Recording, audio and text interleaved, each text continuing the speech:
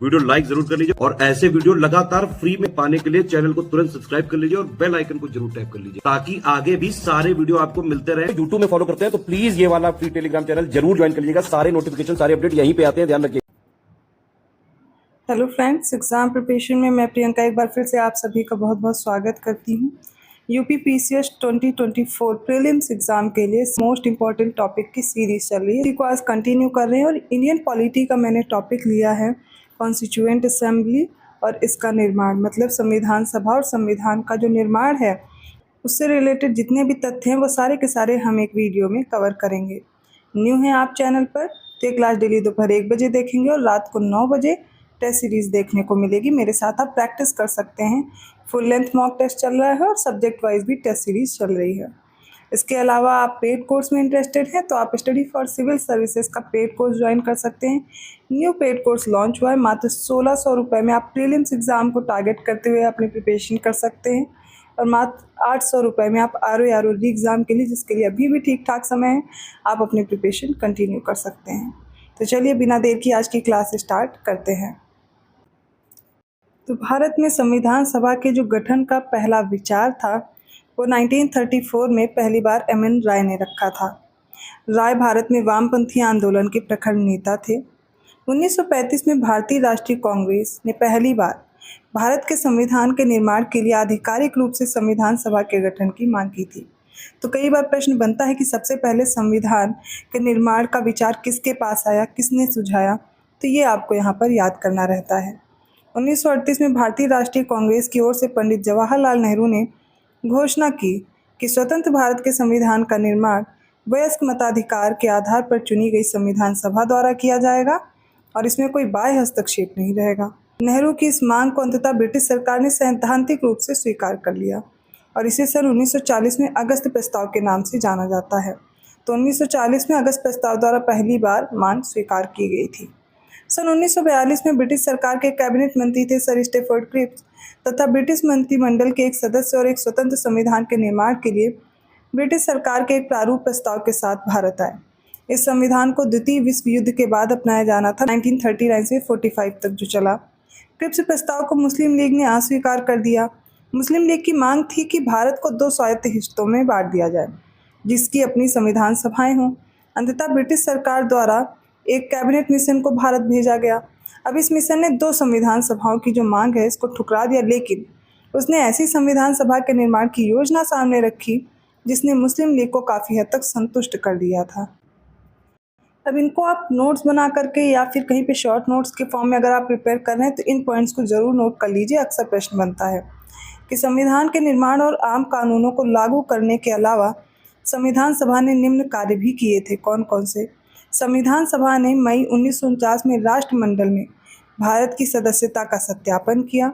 Second है, संविधान सभा ने 22 जुलाई 1947 को राष्ट्रीय ध्वज को अपनाया था। संविधान सभा ने 24 जनवरी 1950 को राष्ट्रगान को अपनाया था और संविधान सभा ने ही 24 जनवरी 1950 को राष्ट्रगीत को अपनाया। तो राष्ट्रीय गीत और राष्ट्रगान 1950 में अपनाया गया और 22 जुलाई 1947 को राष्ट्रीय ध्वज को अपनाया गया था। संविधान सभा ने 24 जनवरी 1950 को डॉक्टर राजेंद्र प्रसाद को भारत के पहले राष्ट्रपति के रूप में चुना था। ये इंपॉर्टेंट फैक्ट्स हैं, इनको आपको लर्न रखना है हमेशा के लिए। अब संविधान सभा का गठन कैसे हुआ वो देखिए। कैबिनेट मिशन योजना द्वारा सुझाए गए प्रस्तावों के तहत नवंबर 1946 में संविधान सभा का गठन हुआ। कैबिनेट मिशन की सिफारिश पर नवंबर 1946 में इस संविधान सभा का गठन किया गया था। संविधान सभा की कुल सदस्य संख्या होनी थी 389 और इनमें से 296 सीटें ब्रिटिश भारत से और 93 सीटें देसी रियासतों को आवंटित की जानी थी। ब्रिटिश भारत को आवंटित की गई 296 सीटों में से 292 का चयन होना था 11 गवर्नरों के प्रांतों से और 4 का चयन होना था आयुक्तों के प्रांत से, प्रत्येक में से एक से किया जाना था। तो टोटल कितना हो गया? 389 में 296 सीटें ब्रिटिश भारत की और 93 रियासतों से आनी थी और इस 296 में से 292 11 राज्यपाल के प्रांतों से और 4 मुख्य आयुक्त के प्रांत से एक करके आनी थी। एक बार फिर से समझ लीजिए, 389 में से 296 जो सीटें थी ये ब्रिटिश भारत से थी, 93 देसी रियासतों से थी। अब इन 296 सीटों में से 292 सीटें 11 राज्यपाल के प्रांतों से आनी थी और मुख्य आयुक्तों से 4 आनी थी, प्रत्येक से एक करके। ये आपको लर्न रखना है। प्रत्येक प्रांत और रियासतों या छोटे राज्यों के मामलों में जो राज्यों के समूह थे, इनको उनकी संबंधित आबादी के अनुपात में सीटें आवंटित की जानी थी। मोटे तौर पर बात की जाए तो प्रति 10 लाख की आबादी के लिए एक सीट आवंटित की जानी थी, तो प्रति 10 लाख पर एक सीट थी। प्रत्येक ब्रिटिश प्रांत को आवंटित सीटों को उनकी जनसंख्या के अनुपात में 3 प्रमुख समुदाय मुस्लिम, सिख और जनरल, इसमें मुसलमान और सिखों को छोड़कर सभी के लिए विभाजित कर दिया गया था।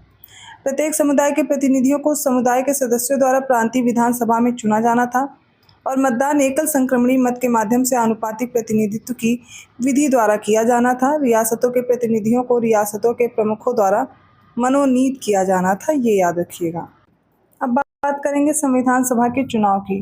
तो संविधान सभा के चुनाव में जो कि ब्रिटिश भारतीय प्रांतों को आवंटित की गई थी 296 सीटें, इनके लिए जुलाई अगस्त 1946 में हुए थे। चुनाव कितनी सीटों पे हुए थे ये याद रखना है कि 296 सीटों पर हुआ था 1946 में। भारतीय राष्ट्रीय कांग्रेस ने 208 सीटें जीती, तो आपको याद रखना रहेगा किसने कितनी सीटें जीती। 208 कांग्रेस को। मुस्लिम लीग को कितनी मिली? 73 सीटें। और छोटे समूह और निर्दलीय उम्मीदवारों को शेष 15 सीटें मिली। 296 में 208 प्लस 73 ये मिला करके भारतीय राष्ट्रीय कांग्रेस और मुस्लिम लीग को मिल गई थी। देसी रियासतों को आवंटित की गई 93 सीटें भर नहीं पाईं क्योंकि इन्होंने खुद को संविधान सभा से अलग रखने का निर्णय कर लिया था। संविधान सभा के सदस्य प्रत्यक्ष निर्वाचन द्वारा न चुनकर सीमित लोगों द्वारा चुना जाना था इनको, जिसमें शिक्षित वर्ग, धनी, जमींदार आदि लोग शामिल थे।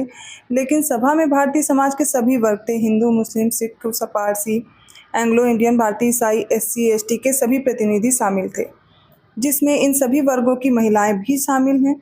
संविधान सभा में महात्मा गांधी को छोड़कर उस समय भारत की सभी महत्वपूर्ण हस्तियां शामिल थे।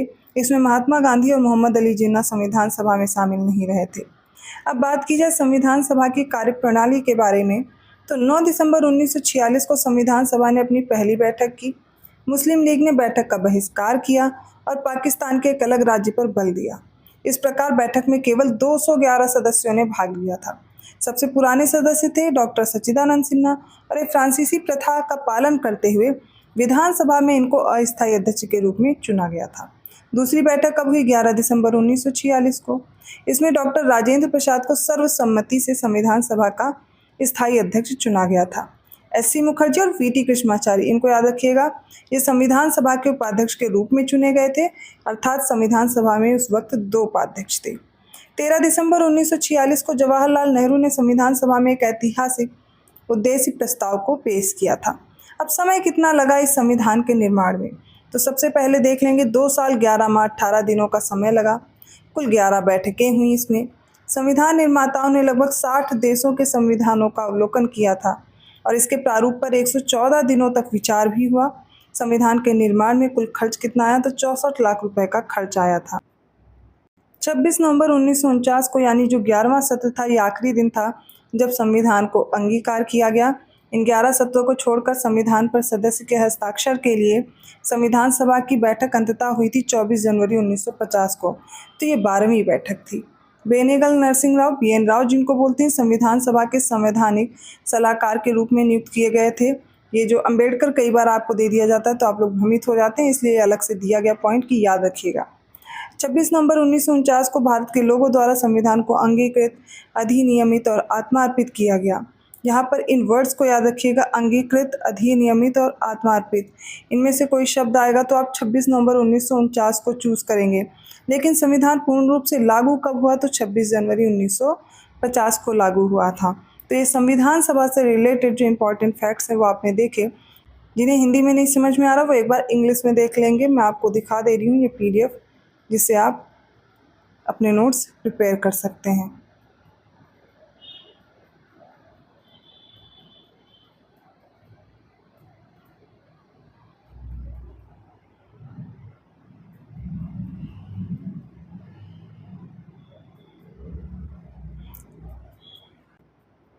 आप चाहें तो स्क्रीनशॉट ले सकते हैं या फिर इनके अगर आप नोट्स प्रिपेयर कर रहे हैं 1-2 बार वीडियो रिपीट करेंगे, आप आसानी से इसको कंप्लीट कर पाएंगे। छोटा टॉपिक है लेकिन इंपॉर्टेंट है, प्रश्न इससे बनता है और इसमें छोटी या बड़ी समितियां भी पूछी जाती हैं, वो मैं अगली क्लास में आपको कंप्लीट करा दूंगी। मेरे साथ जो टॉपिक हो रहे हैं उनको कंप्लीट करते रहिए। अगर वीडियो अच्छा लगा प्लीज़ लाइक कीजिए, चैनल को सब्सक्राइब कीजिए और लोगों को शेयर करते रहिए।